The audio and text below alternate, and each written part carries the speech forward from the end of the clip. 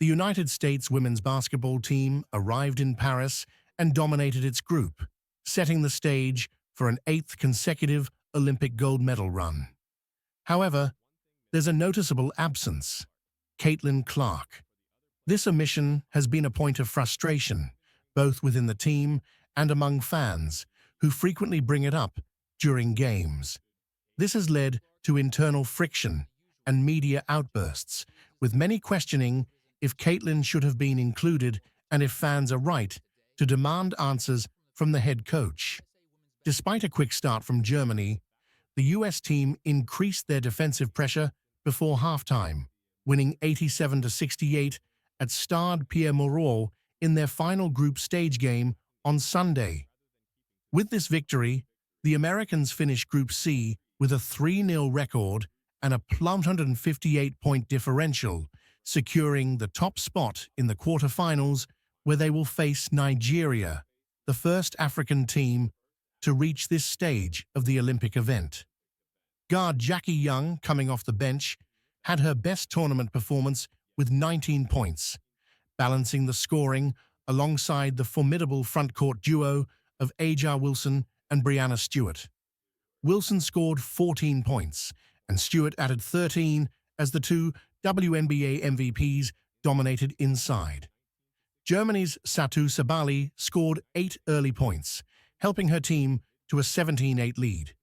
But the US responded with an 11-0 run in the second quarter, seizing control as Germany struggled to score for almost 4 minutes. The US team, receiving the most support from the audience in suburban Lille, saw American flags decorating the arena and frequent mentions of Caitlin Clark from the crowd. "We don't want to start games like that," coach Cheryl Reeve admitted. "It was disappointing, but the second quarter was crucial for us to regain our footing. We aren't the USA dynasty without our depth of talent." Germany's coach Lisa Tomaitis lamented her team's loss of offensive discipline, noting that they succumbed to the Americans' pressure defense, leading to individual play rather than sticking to their game plan. Sabali, a standout forward for the WNBA's Dallas Wings, led Germany with 15 points and 5 rebounds, acknowledging the respect for the US team but emphasizing their determination to play their own game. Even before defeating Germany, the US had secured a spot in the quarterfinals, set to be held Wednesday at Paris's Bercy Arena. Other quarterfinal matchups include Spain versus Belgium, France versus Germany, and Serbia versus Australia. The winners of Spain versus Belgium and France versus Germany will face each other in the semi-finals on Friday, while the Nigeria versus US winner will face the Serbia versus Australia victor. The bracket draw favored the United States, with Spain and France also winning their groups and Belgium posing the toughest test in group play. "We came here to Lille to go to Paris," Wilson explained. "That was the main goal. I'm glad we did it, and we're going to enjoy it, but we're not satisfied." Despite Team USA's success, fans remain unsatisfied without Caitlin Clark on the court. Clark has been a focal point even in her absence, with fans voicing their displeasure since the team's selection announcement in July. During Team USA's last pool stage game against Germany, a young fan in a Clark, Iowa jersey garnered significant social media attention, highlighting the ongoing debate over her omission. The ongoing debate over Clark's exclusion raises questions about the selection process. Renowned commentator Stephen A. Smith called the decision stupid, suggesting Clark would have enhanced the team's performance and popularity. He pointed out Clark's significant impact on the WNBA, where she has been a major draw for the Indiana Fever. Clark's influence in women's basketball has been a hot topic among journalists, athletes, and fans since her rise to prominence with Iowa.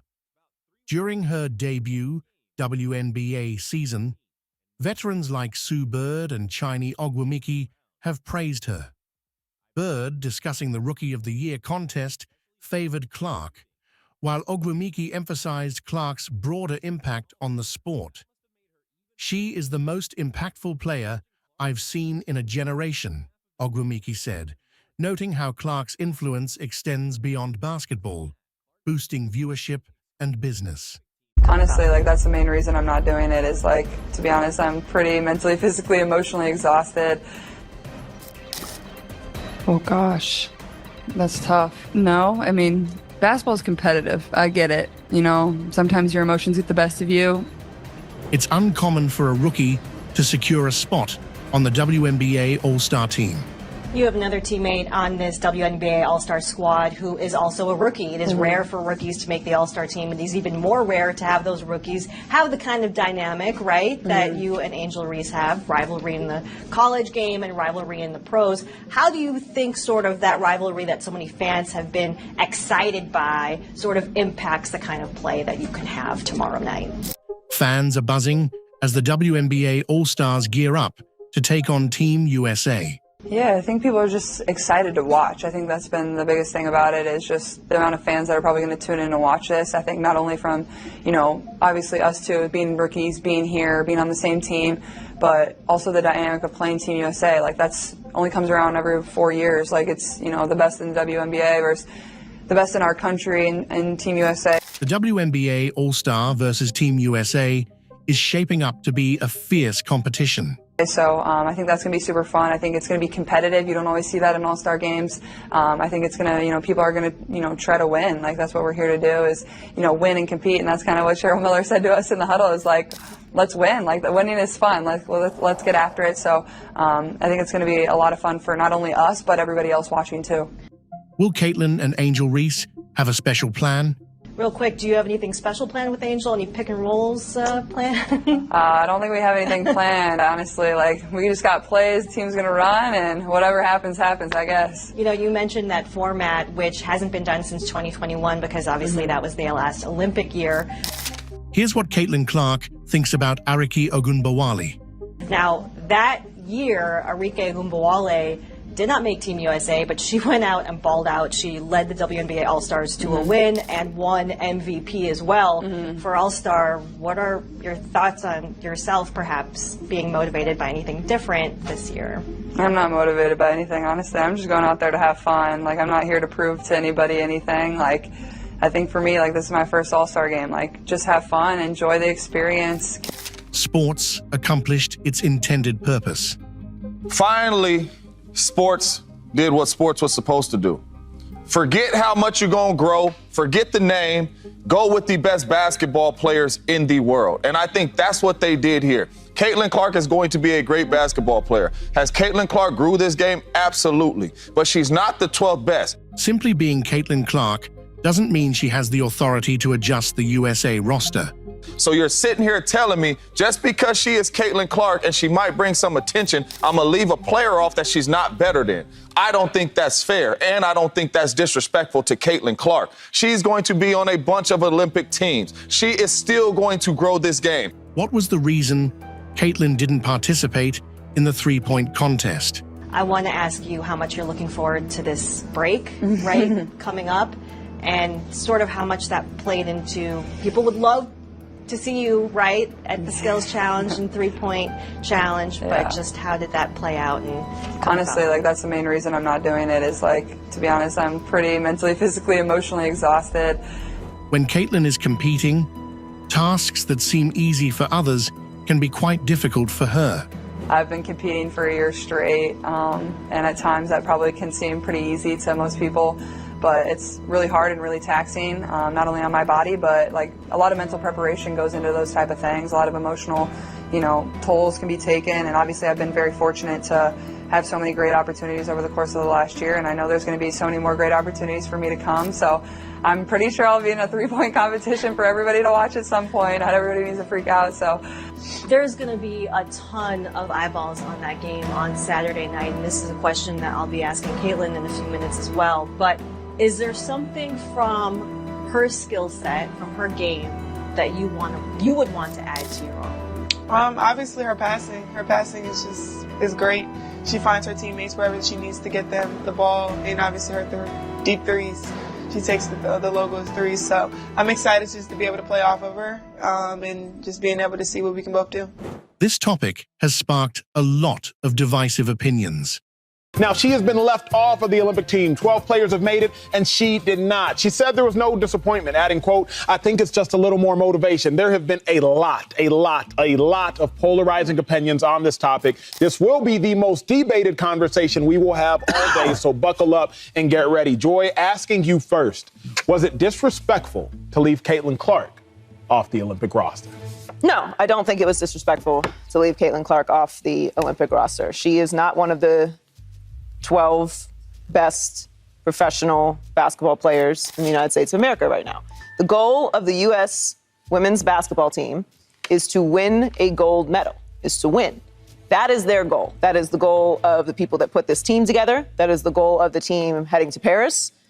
And that should be their only goal. Ratings is somebody else's problem.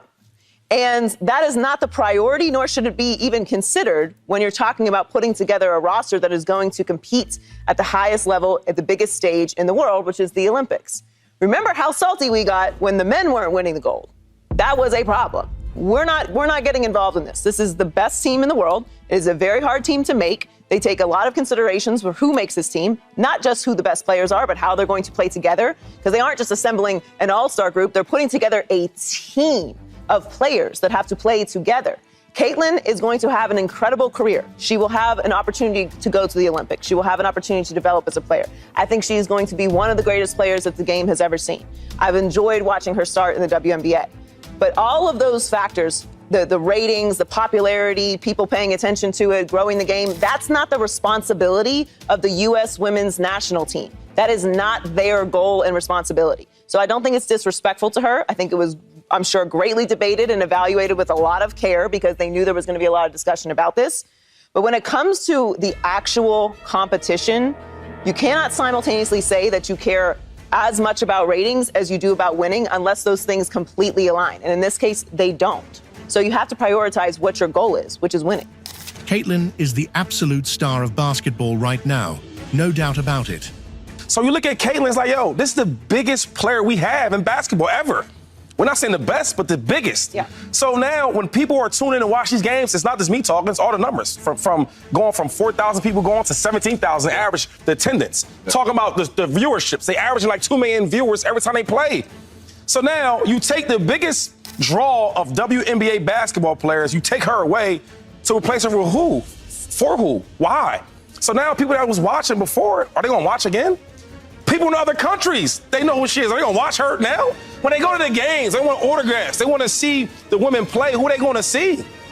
That's a serious thing. So now when I look at the commission, I look at the group that put us together, it's like, yo, y'all dropping the ball. This is stupid. You're going to lose money. The max you can make in a woman's contract is what, $250 a year? Is that what it is, $250? I believe on the court, yep. Come on, man. Listen, if you want to grow the game out and make the game bigger, not just for Caitlin, but for the whole league for years to come, you put this girl on the roster, right? You market it a certain way. You take her to other countries and let them see her, right? And now the money drives up and everybody can make more money. This is dumb for them. Is even more rare to have you and Caitlin have the kind of dynamic, right, that you are bringing to this game. Have you guys talked at all before this game? Do you have anything special planned? And just how is that dynamic going to play out when y'all are at the same side of the ball at the same time? Yeah, we haven't had that talk yet. Obviously, everybody can cheer for both of us for one day, so which is going to be cool. So I'm excited. This is going to be first of many. I know we're going to be all-star teams together in the future, Olympic teams together in the future too. So I'm just excited just to be here in this moment and everybody coming and being able to watch. You know, it's going to be a sold-out crowd. So women's sports is going into real life. It's set in for me for quite some time. I want my legacy to be the impact that I can have on young kids. I think it's, you know, it is what it is. It's whatever they see on the videos, what they're going to call. But I think we could have responded a little better. The WNBA game is always intense and physical, like a non-stop showdown of strength and strategy. The WNBA game has always been physical, has always been violent. Everybody is getting fouled hard, not just Caitlin Clark, but everybody is getting fouled. Caitlin's stepping up big time, poised to lead our squad to new heights. Hey, Caitlin, we were watching you evolve. We're watching your game evolve a little bit, and we're seeing you become more of a vocal leader to the team. Clark's aggressive gameplay lead to potential disciplinary action. The question of whether Caitlin Clark faces suspension due to flagrant fouls looms large in discussions surrounding her performance.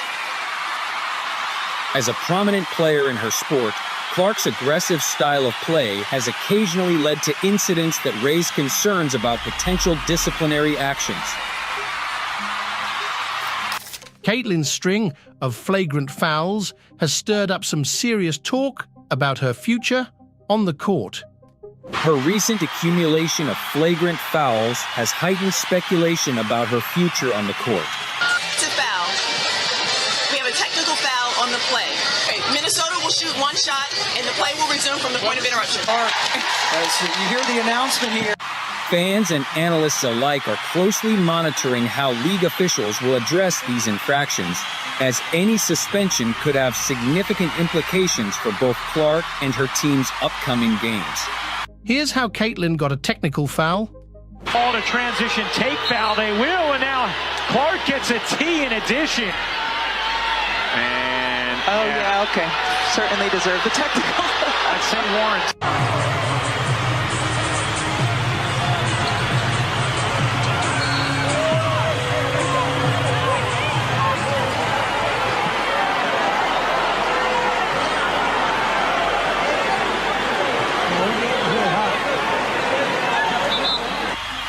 When Clark got in the face of Seattle Storm guard Victoria Vivians and the two were hit with double technical fouls, it was Clark's third technical foul in the first 9 games of her WNBA career.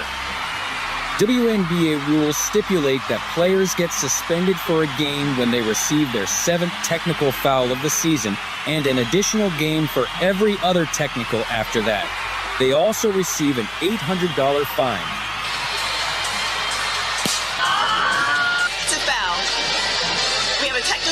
On the play. Yeah, it seemed like a really pivotal point in the game in the third quarter with the Dolson challenge. Seemed like you were talking to the refs for a long time. Seemed like you disagreed with it. Kind of, what were you saying to them? I mean, I don't know. I guess they saw something differently. Obviously, AB, like it's tough when AB's in foul trouble for us. That stinks for her. Just couldn't really get her into a flow and get her on the floor much, just because she played 20 minutes just because of her foul trouble. But I thought when she was in there, she was obviously pretty effective, 3 for 4. But I think they went on a 10-0 run after that call was reversed, and it would have been an and one. So I think that just kind of shows our maturity. We have to find a way to be able to move on from that. Yeah, we didn't get the call, but we need to stop right now, because I think at that point it was a 10 or 12 point game.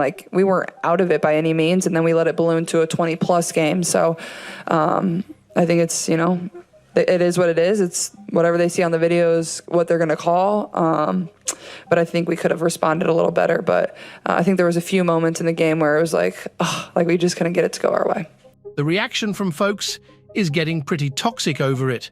I think the conversation overall about Caitlin Clark and the reaction that we're seeing from a lot of people has become a bit toxic, because I think this incident is getting mushed in with how people have been playing defense on Caitlin Clark, how physical they've been on Caitlin Clark, some of the comments from some of the greats in the WNBA before Caitlin Clark got in. It's all kind of getting put into this pot of Caitlin Clark hate. And I think it's more nuanced than that. I think there are a lot of things that's happening with Caitlin Clark in the start of her career that are very normal to a lot of sports.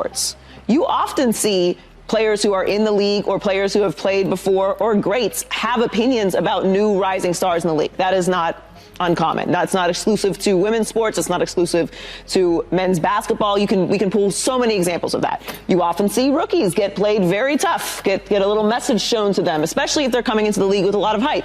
That also is not new. I think what is very specifically unique about this situation is we are seeing a transcendent crossover superstar come into the league and have a huge amount of buzz, of polarization.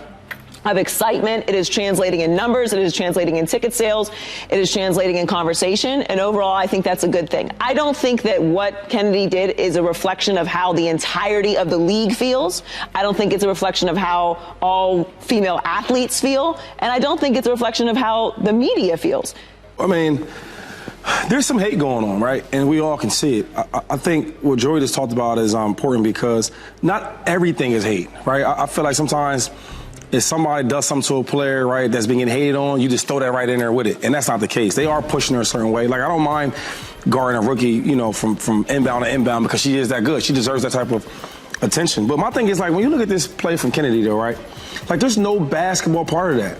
And the game doesn't need that in any sport. If it's basketball, women or men, there's no, you call out her name and then what is that, right? And let me help you people out for a second. Please do. Kennedy Carter is her name. I know a lot of you guys don't know who that is. She actually got drafted 4th overall, right? 2020. She's been on 3 teams so far. So a player like that's not known, that's trying to get her name out there, they do stuff like that. In the NBA, they have that. They have Dylan Brooks. Yeah. They got guys like that. So I understand it. But my problem is when you talk about hate, that's hate. There's no basketball part of that in a game. You may call it hate. What I will call it is envy. What we are seeing with Caitlin Clark is envy, and let me define it for so many of y'all because they're human. I'm not surprised that we're seeing envy, but envy, a feeling of discontented or resentful longing aroused by someone else's possessions, qualities, or luck. With Caitlin Clark, it's not at all luck. But what we're seeing, and not generalizing, not by every WNBA player, but by some, I believe Kennedy Carter in that specific incident, is envy. Because post-game, when you go to the presser and you don't want to answer questions about Caitlin Clark, why? You answer questions about other individuals, but you don't want to answer questions about Caitlin Clark. I believe what we are seeing is envy. It's a tough situation in WNBA, where every game's a battle of grit and hustle. Now, it's a tough situation because the WNBA game has always been physical, has always been violent. Everybody is getting fouled hard, not just Caitlin Clark, but everybody is getting fouled. It's a very, very physical game. So I really don't know what you can do as a commissioner without really changing the game for Caitlin Clark. I don't know what you can do. But with this whole situation and watching what unfolded in this situation with Kennedy, a couple things stood out to me. Number one, I did not like Angel Reeve standing up and clapping on the sideline because it kind of lets me know that this is something that has been talked about, that is on our minds. Like, we are going to send this girl a message. One thing that I love that she's bringing to her sport, more people want to watch. Caitlin Clark has been a sensation since she joined the Indiana Fever. But while she may be loved by the public, the same cannot be said within the WNBA. Some players have opened up about who Caitlin really is and urged the public not to be fooled by her. Besides people hailing her as a game changer, many believe she is overly sensitive and not yet ready for professional basketball. Some players even think her popularity is overshadowing others who are also contributing to winning games. But what is it about her that has been fooling the public? Is there more to her that the WNBA has discovered? Join us as we look into why the WNBA has opened up about her and asked everyone not to be fooled by her. For 22-year-old Caitlin Clark, who has quickly become a favorite of many viewers, it's clear that hard work got her this far. However, there are dissenting opinions in the WNBA and claims of dislike toward the Indiana Fever rookie. Caitlin Clark was drafted to the Indiana Fever earlier this year, fresh off 2 record-breaking games and wearing a Prada skirt suit. This received many positive comments, with many hailing her as an NCAA superstar and a game-changer for women's professional basketball. But her first month in the WNBA was rocky because the Fever didn't win many games she played with the team, and it seemed like she was going through some growing pains. A debate grew when Basketball Hall of Famer Charles Barkley claimed that other WNBA players were petty about Caitlin Clark's stardom. Y'all petty, girls. I expect men to be petty because we're the most insecure group in the world. Oh, you are. Y'all should be thanking that girl for getting y'all ass private charters, all the money and visibility she bringing to the WNBA. Don't be petty like dudes. How has Caitlin Clark's WNBA experience been so far? And how did she spark these reactions? The best part is yet to come. Stay tuned.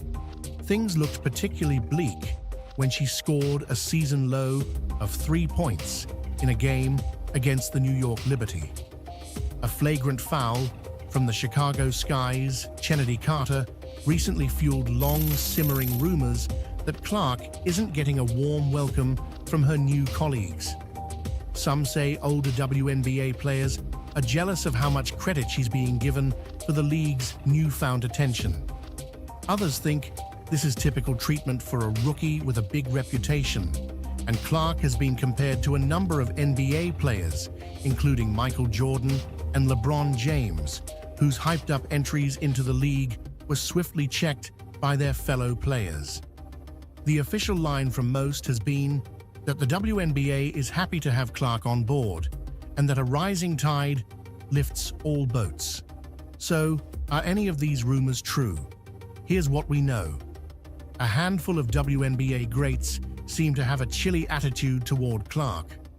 Even before she went pro, some senior WNBA players, including some no longer in the league, made public comments that were interpreted as antagonistic toward Clark. In early April, after Clark broke 2 NCAA scoring records, New York Liberty power forward Breanna Stewart told a reporter she didn't think the then Iowa Star could be considered one of women's college basketball's greats because she hadn't won her team a championship. Around the same time, college basketball legend Lynette Woodard suggested during a coaches' convention that Clark hadn't broken her scoring record because they weren't playing under the same rules. Another former player, Cheryl Swoops, attempted to undercut one of Clark's accomplishments, incorrectly claiming that her scoring record wasn't valid because she had been playing for more than 4 years. You asked me about Caitlin. If you're going to break a record, to me, if it's legitimate, you have to break that record in the same amount of time that that player set it. Okay. So if Kelsey Plum set that record in 4 years, well, Caitlin should have broke that record in 4 years. But because there's a COVID year, and then there's another year, you know what I mean? So she's already had an extra year to break that record. Phoenix Mercury guard Diana Taurasi made a comment seen as shade when she was asked about the up-and-coming crop of college superstars, which included both Clark and Angel Reese, during an ESPN interview ahead of the 2024 draft. Taurasi said, "Reality is coming," referring to her future colleagues' entry into the big leagues. She pointed out that you look superhuman playing against 18-year-olds, but you're going to come play with some grown women who have been playing professional basketball for a long time. She mentioned a transition period during which rookies would have to give themselves grace. Later, responding to the controversy her statement stirred up, Taurasi called fans really sensitive. And then there's A'ja Wilson, the Las Vegas Aces star who was accused of being jealous of Clark after tweeting Psalm 37:7, referencing a biblical verse about being patient while others succeed, amid news that Clark was about to sign a record-breaking sneaker deal with Nike. Wilson, who is also signed to Nike and ended up releasing her own sneaker less than a month later, responded to the rumors with another tweet, saying no one is jealous and that the league is hard, so thriving and staying in it consistently is huge. Angel Reese, one of the players, took a subtle shot at Clark in a since-deleted post on social media, while another player, A'ja Wilson, said race was a huge factor in her popularity, implying that everyone likes her because of her race. Wilson added more comments that led people to believe Caitlin is not well liked in the WNBA. She mentioned that you can be top-notch as a black woman, but maybe that's something people don't want to see. According to Wilson, People don't see black athletes as marketable, so even if she worked hard, as a black woman, she's constantly overlooked. This reinforces her belief that it's about race, and she said, "It boils her blood just thinking about it." A lot of Clark's on-court success has been hindered by relentless defense against her. Sports commentators say this is typical for a major talent with a lot of attention stepping into the league for the first time. The words "target" and "everyone's coming for her" have been thrown around a lot. The New York Post called a painful-looking screen from Stewart the rookie's latest welcome to WNBA moment, suggesting the rough treatment Clark is getting is normal. Opposing teams seem so fixated on keeping her at bay that one player recently ran over to guard her, not realizing she had a second free throw to take before they could resume. Tensions heightened when the Fever played the Chicago Sky, a team that includes Reeve, Clark's fellow star rookie. During the game, which was the Fever's first home win, the Sky's Chennedy Carter hip-checked Clark during an inbound play, prompting outrage from fans who saw it as a cheap shot. Some reports claim Carter called Clark with a foul term just before checking her, while others insisted Clark actually elbowed Carter earlier in the game. Even Clark admitted she was frustrated, saying in a post-game interview that Carter's check was not a basketball play, but that's what basketball is about at this level.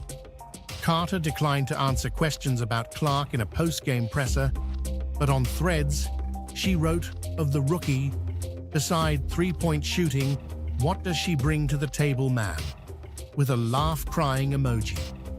She also reposted a fan video accusing Clark of flopping or deliberately falling to make the incident look more dramatic than it was. Fever coach Christy Sides told reporters after Saturday's game that she has been sending plays where she believes Caitlin Clark was treated unfairly to the WNBA for review. She said, "It is tough for Clark to keep getting hammered and not get rewarded with free throws or foul calls." She followed up by tagging the WNBA on Twitter, saying this is unacceptable and asking when the consistent complaints will be heard. The Fever's general manager, Lynn Dunn, also took to Twitter asking the league to clean up the crap. On Sunday, the league upgraded Carter's foul to a flagrant 1 violation, but did not fine or suspend her. This seems like hating on Caitlin Clark. Face guarding, extremely aggressive play, and the occasional hard foul can be described as competitiveness. The players going out of their way to call her names and body check her to the floor without the ball is definitely hating. These and many other occurrences have generated controversies and reactions from sports fans worldwide. Some, like Sue Bird, believe there is no hate toward Caitlin Clark. Bird said the alleged hate against Indiana Fever rookie Caitlin Clark is just trash talk that's been misinterpreted.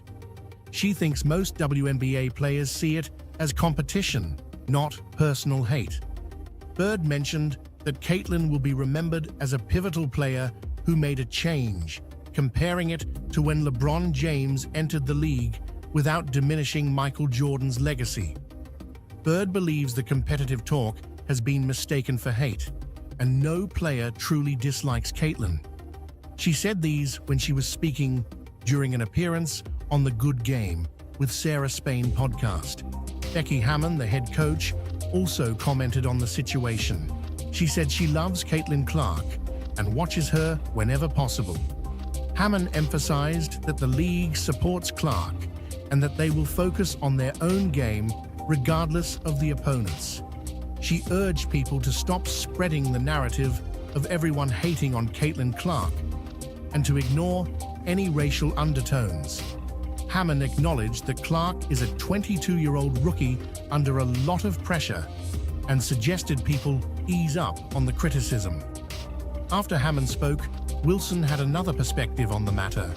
Wilson, who had earlier been criticized for passing hate comments about Caitlin, said that Caitlin is learning and growing like everyone else. People don't give her a chance, as noted by her teammates. They remind rookies every day that they are entering a new world and starting over. The questions can be annoying because Caitlin is young and new to the league, not a seasoned veteran. They believe Clark is just doing her job, and everyone will improve by focusing on their performance. The conversation about her has become exhausting, and it's clear Clark must feel the same way.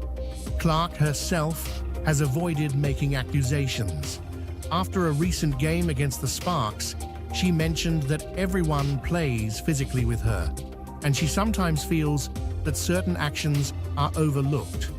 She acknowledged that professional basketball is very physical and emphasized that her job is to continue showing up and helping her team improve as they fight for their first win. When asked about the attention she's received compared to veteran players, Clark said she doesn't follow social media or the narratives. She focuses on her job, which is to compete and play basketball. She believes that more attention on every team can help her get better. NBA star LeBron James, who tweeted in April that those who don't support Caitlin Clark's game are just a flat-out haters, recently discussed Clark's situation in the WNBA on his podcast, Mind the Game. His co-host, former NBA player JJ Redick, noted there is definitely some dislike or vitriol from older players towards Clark, adding that this kind of reaction is something they all faced when they first joined the NBA. James, who was also a highly anticipated draft pick and received a major Nike endorsement before playing a game, said he's rooting for Clark because he's been in her position. He highlighted that Clark's impact is contributing to the WNBA's progress, including the league's new private travel program launched in 2023. James and Redick aren't the only NBA players defending Clark. During a TNT segment, Charles Barkley echoed James's comments, particularly about how WNBA players travel. Barkley told WNBA players they should be thanking Clark for bringing private charters, money, and visibility to the league. He advised them to stop being petty and appreciate the boost Clark has given the WNBA. In the background, Draymond Green can be heard muttering that this will likely make people hate Clark even more. Even with the tension towards Caitlin Clark in the WNBA, players didn't appreciate being called petty. Barkley's comments didn't sit well with many. LA Sparks player Derica Hamby retweeted Barkley's rant with a dismissive tone, asking what she was really talking about. Former LA Sparks team member Chini Ogwumike pointed out that every WNBA player she knows supports the rookie class and is thankful for the spotlight and revenue Caitlin Clark and others bring. She added that chartered flights were introduced last year due to safety concerns and increased revenue. New York Liberty player Jonquel Jones expressed interest in knowing who the women supposedly hating on Clark are. Angel Reese, Caitlin Clark's fellow rookie, made a notable mention of Charles Barkley's comments after celebrating the Chicago Sky's victory over the Liberty.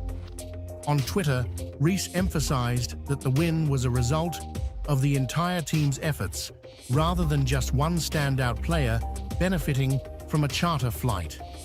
This post was quickly deleted, and many interpreted it as a subtle jab at Clark. However, Reese's mother, who also has a background in college basketball, later clarified that the message was intended to address media narratives, not to target Clark directly.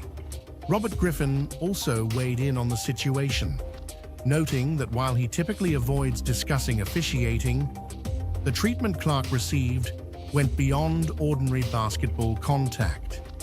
Griffin argued that the physicality she encountered, although sometimes subtle, met the criteria for a flagrant foul due to its severity and intent.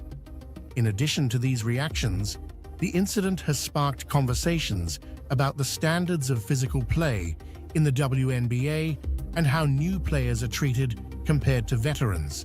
Another foul incident with Chennedy Carter sparked a further intense debate about Caitlin Clark's treatment in the WNBA.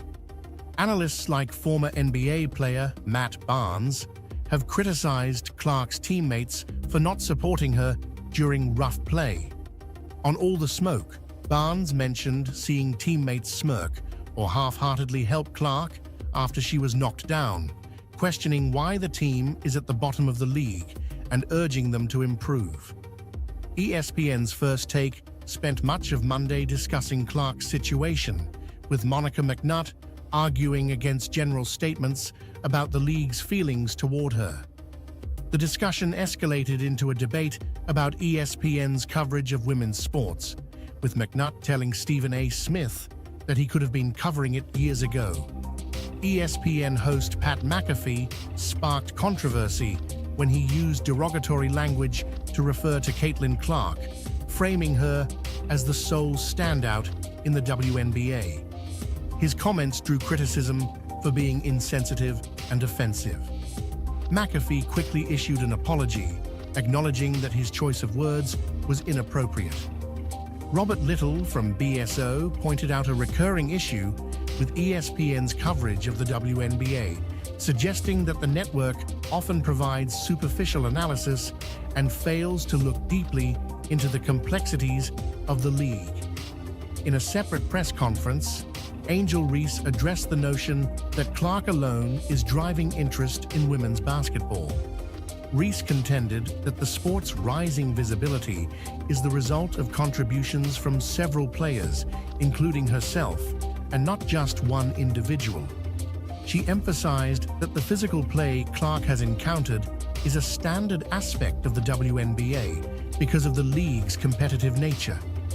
Do you think Caitlin Clark is really disliked in the WNBA? What's your take on her performance with the Indiana Fever so far? Share your thoughts in the comments section. If you enjoyed this video, please like, share, and subscribe to our channel. Don't forget to check out the next video on your screen. You'll enjoy it.